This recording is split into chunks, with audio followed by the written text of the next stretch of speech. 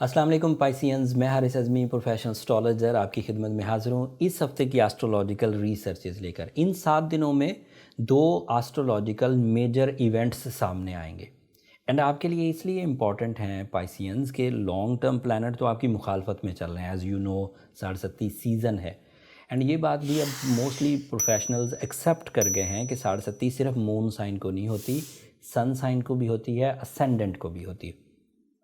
And ये बात मैं बहुत सालों पहले बयान कर चुका था कि भाई साढ़े एक एंगुलर डिज़ास्टर है which is producing delay, damages and rewardlessness in every sector of your life. जब साढ़े हो या तो उसे काउंटर करें या फिर जो शॉर्ट टर्म प्लैनेट्स की तरफ से आपको सीजन्स मुयस्सर आते हैं उन सीजन्स को कैश करके अपने जो मकासद ज़िंदगी हैं या ज़रूरत ज़िंदगी हैं उन्हें परफॉर्म करें। जो साढ़े का ट्रीटमेंट है वो ऑलरेडी मैं बयान कर चुका हूँ। Blue sapphire is the right stone, is a friendly stone जो सैटर्न जैसे मूजी प्लैनेट को रिपेल कर सकता है और रिपेयर कर सकता है। तो वो तो आपको पहनना ही होगा। उसके पहनने के बाद आपको जो जो शॉर्ट टर्म प्लैनेट्स हैं ये काफ़ी फेवरेबल इस हफ्ते से मुयस्सर हैं। जैसे मार्स आपके 11th एंगल पर आ जाएगा 24 जनवरी को। 2 सालों में एक दफ़ा आता है ये 11th एंगल पर एंड 11th एंगल पर ये आपके लिए सडन गेंस की वजह बनता है, रिवॉर्डफुलनेस की वजह बनता है, आपके लिए एजुकेशनल एक्टिविटीज़ की वजह बनता है, ओवरसीज़ ट्रैवलिंग की वजह बनता है, डुअल नेशनैलिटी के जो कैंडिडेट पाइसियंस हैं उनके लिए फ़ायदा होता है। सैरो सियाहत से रिलेटेड अगर आपका बिज़नेस है या आप ख़ुद सैरो सियाहत पर जाना चाहते हैं, मतलब आप इवेंट मैनेजर हैं, ये जो ट्रैवल एंड टूरिज़म से रिलेटेड पाइसियंस होते हैं उनके लिए ये बहुत मुफीद एंगल है जब मार्स आता है कैप्रिकॉर्न एंगल पर। तो ये सब आपके लिए प्रोडक्टिव है, मतलब इसकी प्रोडक्शन इस तरह से भी आपके लिए मुफीद है कि सादा लफ्ज़ों में अगर मैं ये कहूँ कि एक भरपूर सीज़न ऑफ रिवॉर्ड्स आपके लिए मुयस्सर है जहाँ पर आपको विन करने के चांसेस ज़्यादा फ्रीली एंड फर्मली अवेलेबल होंगे। मार्स के 11th एंगल की वजह से अचानक फ़वाइद, मार्स की वजह से आपकी कंपटीशंस में अगर कोई ऐसा ही मुकाबले की फ़िज़ा बन जाए जिसमें 4-5 कैंडिडेट्स हों तो यू हैव सम एज कामयाबी के लिए, जिसमें आपका कॉन्फिडेंस भी काम कर जाएगा, लक भी काम कर जाएगी एंड फिर टाइम सपोर्ट भी काम कर जाएगी, स्किल्स भी काम कर जाएंगी, तो आपके जीतने के चांस ज़्यादा हैं। मार्स एजुकेशनल साइड पर भी पाइसियंस को बहुत सपोर्ट करता है। जो हायर एजुकेशन के कैंडिडेट हैं पाइसियंस, वो बहुत इजीली अपने एग्ज़ाम्स को कवर कर जाएंगे। उनकी मेमोरी स्किल्स, उनका ड्यूटीफुल होना, उनका टारगेटफुल होना, उनकी कैलकुलेशंस एक्यूरेट होना, उसके mind performance, mind as a organ performance उनकी बहुत बढ़ जाती है। फिर दूसरी खुशखबरी पाइसियन के लिए मेरे पास ये है कि उनका वीनस भी बहुत अच्छे एंगल पर डायरेक्ट होने लगा। पिछले 3 महीने से वीनस कैप्रिकॉर्न एंगल पर ही है और वो आपका 11th एंगल बनता है। पहले 19 दिसंबर 2021 में ये रेट्रोग्रेड हो गया था और अभी तक रेट्रोग्रेड चल रहा है।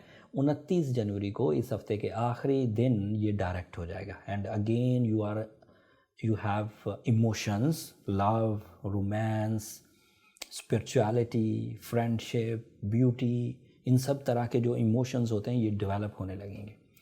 सिर्फ डेवलप नहीं होंगे, किसी तकमील तक पहुंचेंगे। If you are a candidate of life partnership, so you have the choices. आपके पास लाइफ पार्टनरशिप के लिए एक से ज़्यादा चॉइसेस होंगी। अगर आप सिक हैं लाइफ पार्टनरशिप के लिए, मतलब आपका या तो दिल ही नहीं करता या लेट हो गए हैं, तो वो भी वीनस के 11th एंगल पर डायरेक्ट होने से रिकवर होगा। अगर आप कंपेनियनशिप परफॉर्म कर रहे हैं एंड कंपेनियनशिप प्लेजर नहीं है, बिल्कुल ज़िंदगी बेकार सी चल रही है, शादीशुदा ज़िंदगी भी बेकार से चल रही है, तो उसमें भी दिलों का आपस में जुड़ना, खैर और बरकत फ़ील होना, इत्तफाक और वेलफेयर फ़ील होना, ये पॉसिबिलिटीज़ होगी आफ्टर 29 जनवरी। ऐसे पाइसियन जो किसी वजह से भी अपनी लव लाइफ में डिक्रीज़ हो गए थे। डिक्रीज़ होने के कई कॉजेज़ हैं, मैंने पहले भी एक वीडियो में ये बात जिक्र की थी and that is my only observation. I am not expert of medical sciences. Covid के बाद लोगों के अंदर बहुत ड्राई नेचर आई है। जब रिसर्चेज, अभी तो रिसर्चेज ट्रीटमेंट पे ही चल रही है, ट्रीटमेंट भी पूरा नहीं पता चल सका, बट जब इसके साइड इफ़ेक्ट्स पर रिसर्चेज होंगी उस वक्त ये बात लोगों को मेरी ज़रूर याद आएगी। बहुत सारे कपल्स ऐसे हैं जिनमें से किसी एक को कोविड हुआ तो वो कपल परफॉर्मेंसेज ही उनकी स्लो डाउन हो गई, एक दूसरे से इनहिराफ, अदावतें, इस तरह की फीलिंग्स आई। और ये कोई मैं एक केस को रीड करके नहीं बोल रहा, एज अ प्रोफेशनल मुझे दर्जनों लोगों से मिलना होता है, तो उनमें से मोस्टली लोग ऐसे निकले जो एक दूसरे से इमोशनली अटैच ना रहे, सेल्फ यानी कि खुद पसंदी का शिकार हो गए या अपना सोचने लग गए या पता नहीं क्या हुआ, कुछ इमोशनल चेंजेस आई और उन इमोशनल चेंजेस से लाइफ पार्टनरशिप में डेफिशिएंसीज या सेपरेशंस या पेनल्टीज ये बढ़ गई। और उस तरह की चेंजेस चाहे वो कोविड से आई हों या कोई प्लानिटरी डिज़ास्टर हो। अब पाइसियन 60 से भी तो गुजर रहे हैं, अब पता नहीं चल रहा कि वजह 60 है, पता नहीं चल रहा कि वजह वो कोविड डिजीज़ है, पर दोनों में से कोई एक है तो रिलेशनशिप क्राइसिस थे।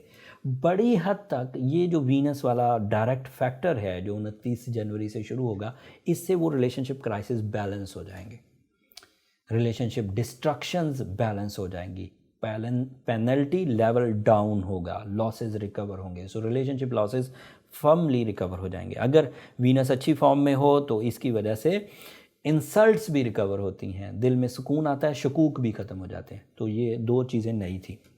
जो पुरानी चीज़ें हैं उनमें मरकरी अभी भी 12वें घर में है, सूरज अभी भी 12वें घर में, तो वो ऐसी चीज़ें हैं जिनके लिए इंडिविजुअल एडवांटेजेस तो हैं। सन अगर 12वें घर में हो तो राह सलूक पर चलना, रियलिस्टिक अप्रोचेस से आगे बढ़ना, दुश्मन फाइंड आउट कर सकना, साजिशें बेनकाब होना, ये पॉसिबिलिटीज़ तो बनेंगी, लेकिन वो जो एक इन्वेस्टमेंट पॉइंट ऑफ व्यू से चीज़ें होती हैं वो स्टक रहेंगी। एंड इसी तरह मरकरी भी थोड़ा कमज़ोर हालत में है।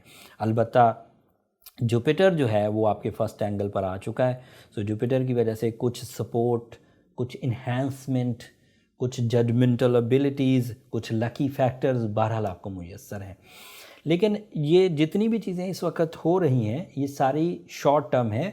थोड़े ही अरसे बाद मैं ही पाइसियंस को बहुत अच्छी खबरें सुना रहा हूँगा, सूरज के एवज़, मरकरी के एवज़ एंड दीगर शॉर्ट टर्म प्लैनेट्स के एवज़।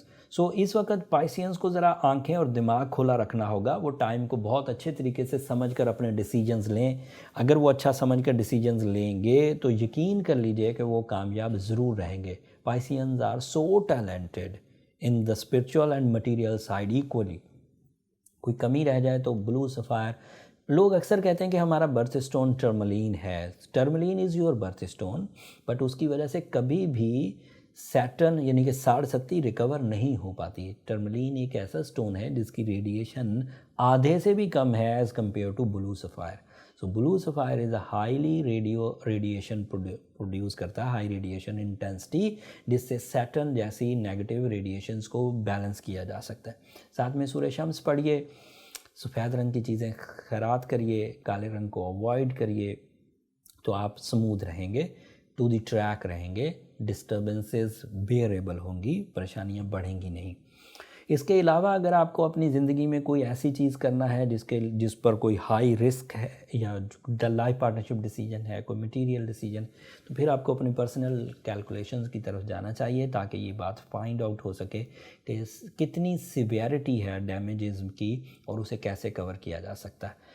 पर्सनल डायग्नोसिस के लिए नंबर नीचे चलते रहते हैं, उन पर रब्ता करके आप अपने लिए टाइम ले सकते हैं पाइसियन, बट वो फ्री फोरम नहीं है, होपफुली आप अंडरस्टैंड कर चुके होंगे। अगले हफ्ते नया चांद होगा और वो आपके लिए अलग से कुछ इमोशनल सेटिस्फैक्शंस पैदा करेगा। उस नए चांद से आपकी ज़ात पर और मामलात ज़िंदगी पर किस तरह असर होगा वो तफसील अगले हफ्ते बयान करूँगा। तब तक के लिए मुझे इजाज़त दीजिए। जाते जाते मेरी 2 दरख्वास्तें हमेशा की तरह, अपनी दुआओं में मुझे और मेरी टीम को ज़रूर याद रखिएगा पाइसियंस, एंड चैनल को ज़रूर सब्सक्राइब कर लीजिएगा। आपकी सब्सक्रिप्शन हमारी हौसला अफजाई की वजह बनती है। अगले हफ्ते तक के लिए अल्लाह निगहबान।